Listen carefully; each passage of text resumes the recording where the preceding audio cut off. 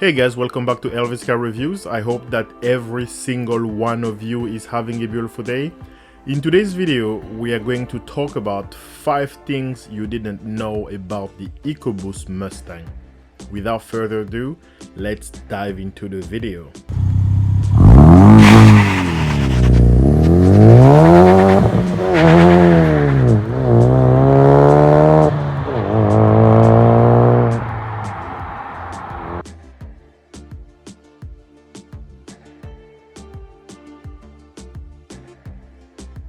This might sound weird, but bear with me for a second.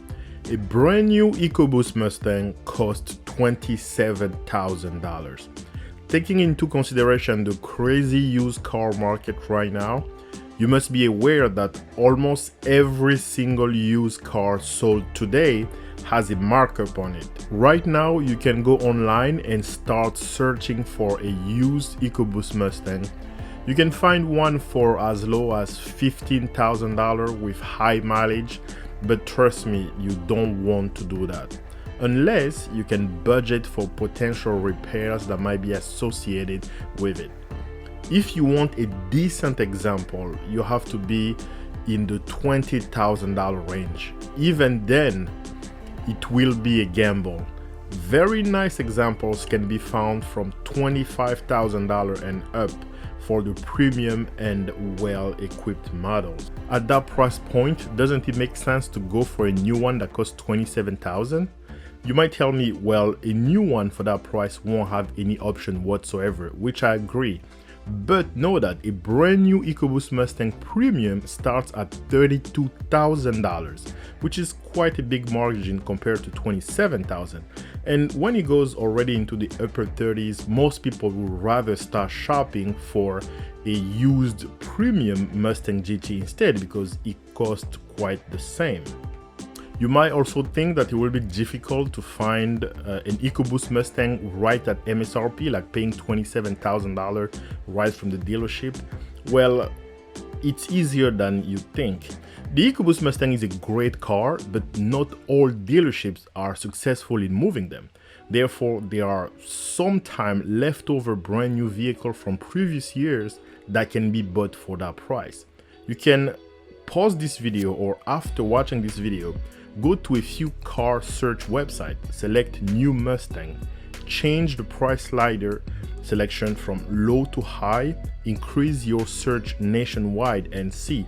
You'll find a few brand new, it's rare, but you might find a few brand new V6 Mustang 2017 for like $25,000 to $28,000, and a few brand new Ecoboost Mustang from 2020 to 2021 priced at around $27,000 and above. This is my 2016 Ecoboost Mustang. I bought it back in 2017 from a Ford dealer after it's been sitting in their lot for a year. This is a premium model and the MSRP for this one were $29,000. I ended up getting it for $25,000 because the dealer just wanted to get rid of it, and because it sat at the dealer for a year. I know now the times are a little bit different, but I guarantee you can still find an Ecoboost Mustang brand new for $27,000. And if you want my opinion, I think that's a much better deal to just add a couple thousand to get a brand new Ecoboost Mustang with the peace of mind than taking a gamble in getting a used one.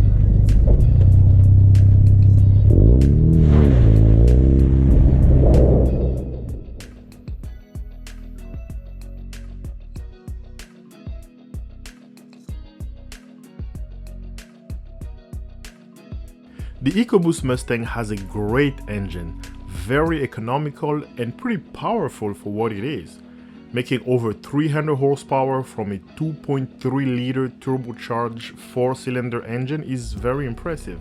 The fuel economy rating for the Ecoboost Mustang is 21 miles per gallon in the city and 32 miles per gallon on the highway. Those numbers sounds good, but you can get the highway MPG up to 38 miles per gallon, just depend on how you drive. And you can also get as low as 13 miles per gallon in the city, again just depending on how you drive. You see, the 4-cylinder in the EcoBoost Mustang engine is very efficient and powerful, but you can't get both. You can't get the efficiency and the power at the same time. You will have to sacrifice one for the other. If you drive like a maniac, you will get terrible MPG. If you hypermile it, you drive like a conscious person, you will get great gas mileage. But note this, at equal driving condition, the EcoBoost will always get better fuel economy numbers than the Mustang GT. So to conclude this portion, the EcoBoost Mustang is only as efficient as your driving skill or as your right foot will allow it to be.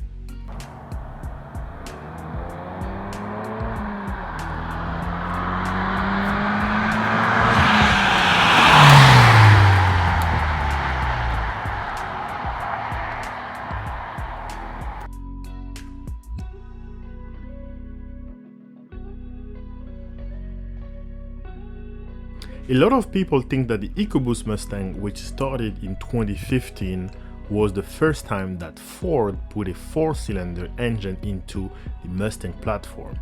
A lot of Ford fans were upset, and until today, EcoBoost Mustang owners still receive that unpleasant remark of, "Why didn't you get a V8?" To which I always respond, not everyone needs a V8. Time is moving on, and we should move with it as well. For reference, the new Ford Raptor with the V6 is faster than the older V8 version. And Ford's most powerful current vehicle and most expensive vehicle, the Ford GT, is powered by an EcoBoost V6 engine. So the debate is irrelevant now. The very first Mustang prototype, built in 1962, was a mid-engine 4-cylinder vehicle. It made its first public debut at the United States Grand Prix in Watkins Glen, New York on October 7, 1962. A test driver and Formula One racer, Dan Gurney, lapped the track in it, demonstrating how the prototype worked. He allegedly reached speed up to 120 miles per hour. The concept one was too complicated to produce, so Ford decided to scrap it. The second generation of Mustang, also known as the Mustang II, produced between 1973 and 1978, offered three engine choices: a 2.3-liter inline 4-cylinder, a 2.8-liter V6 engine, and a 4.9-liter V8. The third generation of the Mustang, also known as the Fox Body, was produced between 1978 and 1993, offered 7 different engine types, among which was 2 4-cylinder engines actually, a 2.3-liter inline 4 and a 2.3-liter turbocharged 4-cylinder engine, also known as the SVO. It had a 3.3-liter inline 6, 2.8-liter V6, 4.2-liter V8, 4.9-liter V8 as well, commonly called the 5.0, but it was actually a 4.9-liter.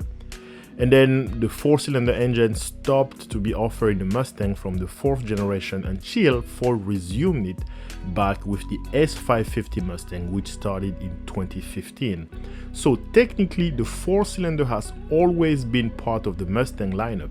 It was absent from the first generation, 1964 to 1973, and briefly interrupted between 1993 and 2015. And from 2015 and on, we have regained possession of the 4-cylinder. So I'm guessing that this engine is here to last. With this whole pressure on electrification and fuel economy, stuff like that, the 4-cylinder is here to last, and we might actually see an altercation of that engine offered as a hybrid somehow, but time will tell.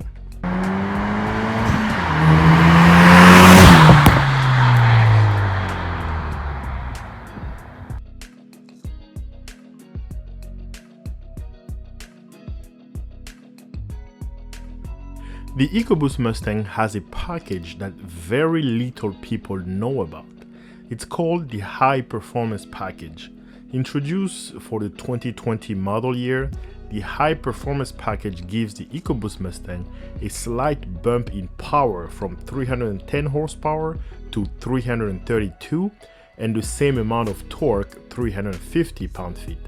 But the delivery of the torque is different. It delivers 90% of the peak torque between 2500 RPM and 5300 RPM. On top of that, there is a larger turbo compressor, a recalibration of the engine and transmission, a larger radiator, a quad-tip active valve performance exhaust with a bunch of visual update. It has a 4.5 second 0 to 60, which is 0.6 of a second faster than the regular Ecoboost and only 0.3 of a second slower than the Mustang GT. It has a top speed of 155 miles per hour, just like the Mustang GT. The engine in the Ecoboost high performance package is pretty much like a detuned version of the beloved and discontinued Ford Focus RS. The high performance package can be pretty much equipped to any base Mustang when configuring one online. The cost to the high performance package is $6,150. If you build a base Ecoboost Mustang and only add the high performance package, then your total cost will be $34,000 without destination or taxes. Not a bad deal if you ask me.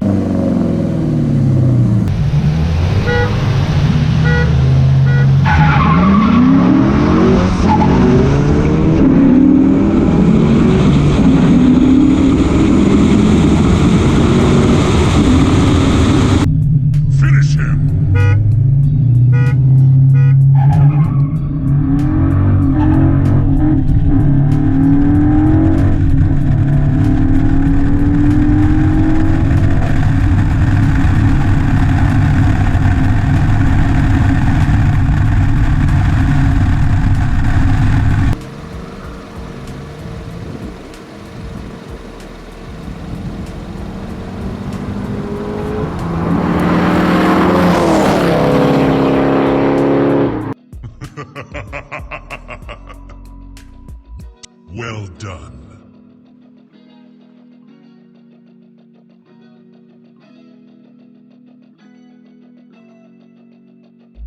I get this question a lot. Which fuel should I use on my Ecoboost Mustang? Now, the recommended fuel for your Ecoboost Mustang is the premium one, 91 or 93 octane. However, you can use it with 87 grade or 89 octane with no problem.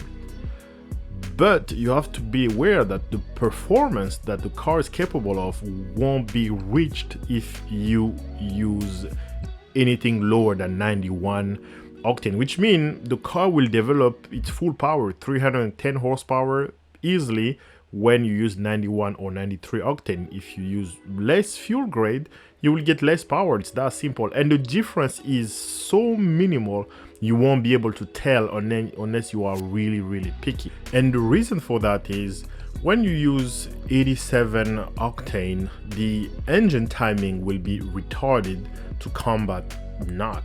So the downside of using a lesser grade fuel, 87 or 89, you won't get the full horsepower advertised by the manufacturer and your car will be less efficient.